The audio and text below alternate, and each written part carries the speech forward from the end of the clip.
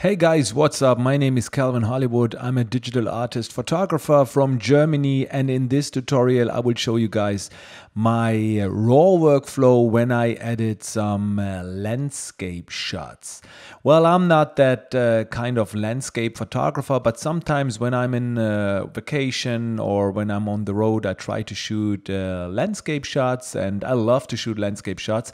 You can see here my final landscape shot. Well, it's not final. You can still see some dirty spots here. This is the final result after the raw conversion, and I shot this image in Switzerland. And I love this shot, and on this shot I will show you now in the next couple of minutes my raw workflow. So this is not about the editing in Photoshop. This is just about the raw conversion. All right, let's get started with the original file.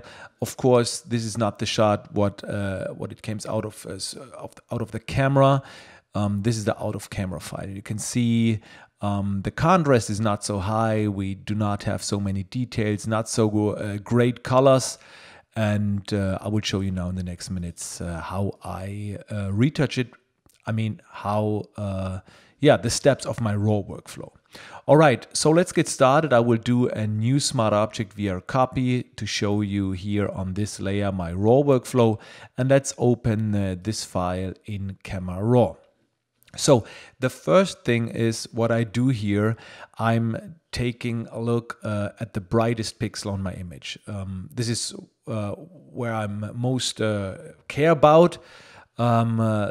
In this case, it's the clouds. The clouds are the brightest part in the image, so I try to bring more details into the brightest parts.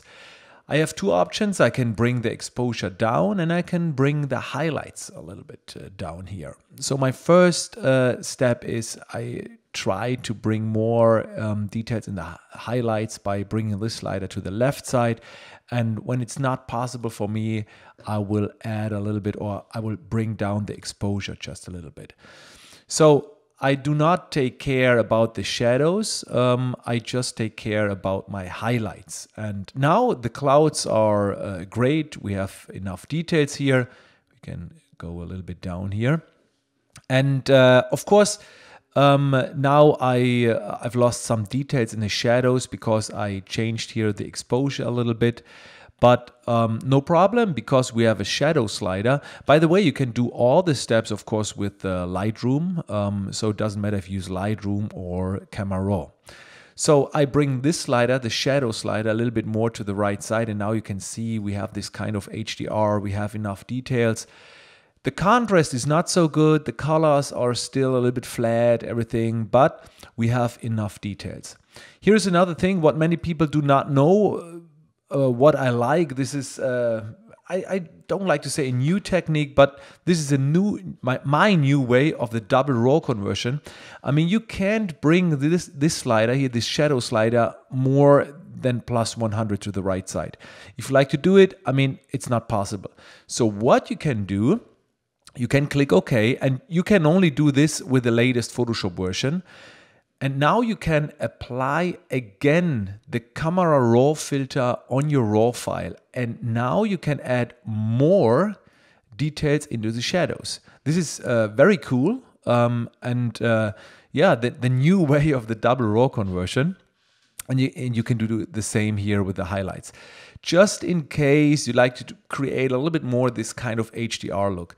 Well, I'm sure that many landscape photographers out there now are screaming, Calvin, this is too much. Yeah, maybe, but I like it. And sometimes I like to have everything a little bit stronger. And this is a good way. So try to get everything in Camera Raw. And then you can apply the Camera Raw filter again to bring even more details into the shadows. All right, this was step number one. Now let's take care about the colors a little bit. We have this blue sky, and I like to have more blue. What I can do, of course, I can bring the saturation up, then every color gets stronger. When I work with the vibrant slider, only the less saturated colors gets more saturation. This is a good way to bring a little bit more color into the whole image. But here's another thing what many people don't use. When you go in the HSL grayscale mode, you have the options to change just the blues in the picture. And you can change here the luminance, the brightness in the blues, the hue and the saturation. So you can make the clouds here a little bit darker or brighter. This is a very good option without making selections. So I darken the blues here a little bit and I give a little bit more saturation into the blues. Okay, something like this. And you can do the same with the greens here in front. And this is a very great tool because you don't have to create selections. I'm not that big fan of the color green. Don't ask me why. So I like to change the hue of the greens here a little bit more into the yellows. Not so much, just a little bit. And now everything looks fine. Let's add a little bit more vibrance here. And now much better. All right. When you adjust the sliders, highlights and shadows so strong, what I did here, sometimes you will lose a little bit the contrast. So make sure you play around a little bit with the contrast slider. Even, I mean, for landscapes, most of the time I bring the contrast slider a little bit more to the right side. By adding more contrast, you will also get more saturation. So when you bring this slider a little bit more to the right side, make sure you check your saturation a little bit. Maybe you have to bring it down a little bit. It's very important that you play around, and I mean, it's your image. This shot is not of a model. There will be no model who will say, oh, I don't like the picture, or I don't like myself. No mountain and no landscape shot will tell you this. So it's your decision. You can make how you want it. And of course, it's not when you work for a client, but for landscape shots, most of the time, you have the full control. You can make your decisions. So try to retouch or adjust everything here with your personality, taste, what you like.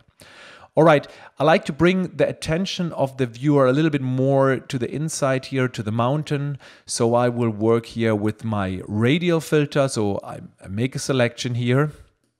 And I make sure that I work on the outside of the selection. And I make the outside here a little bit warmer and a little bit darker. Just a little bit. And I can create a new one right here. And now I can say the inside. I like to work on the inside. Let's bring these sliders back. And now I can brighten up the insides a little bit. If you lose some details here, make sure you add the contrast here, bring the highlights a little bit down. Something like this.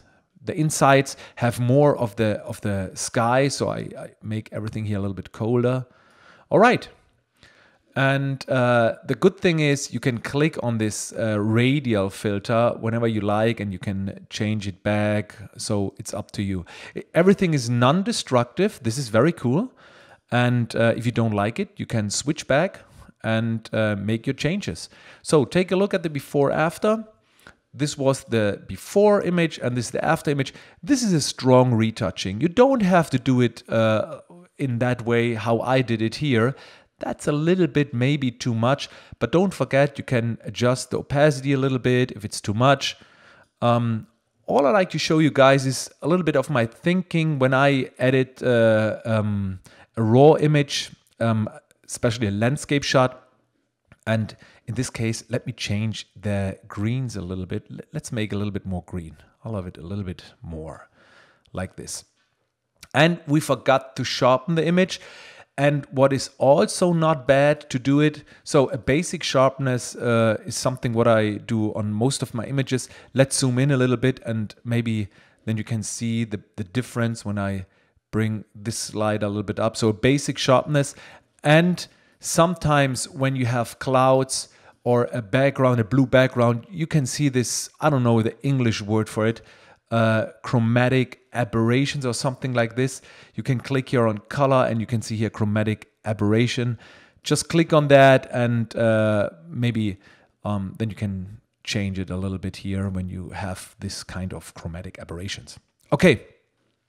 But I think this is a good result, and I hope that you saw a little bit how I work, how I think for landscape shots. This is before after, and don't forget, if it's too much for you, just bring the opacity a little bit down. You can see here in my original editing, it was a little bit different from the color, but it's very similar.